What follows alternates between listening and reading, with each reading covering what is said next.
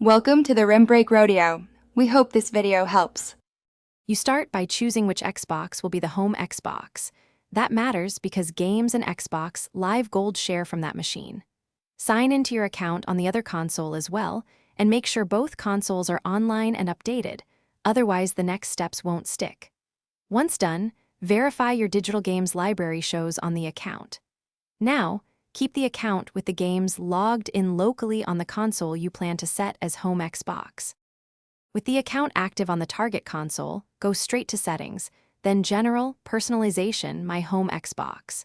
Select Make this My Home Xbox. This enables game and subscription sharing for any user on that machine. After setting it, sign out the original account and have the local account load the library. You should see downloaded games or be able to install them. Once confirmed, sign the account back into your own Xbox and do not change the home setting unless you intend to stop sharing. Finish by installing any shared titles on the other console from My Games and Apps. Local users will now play without purchasing. If a game is inaccessible, first confirm the home Xbox setting is correct and the console is online. Sign the sharing account back in briefly to revalidate licenses if needed. Also remember you can change home Xbox only a limited number of times per year, so plan changes deliberately.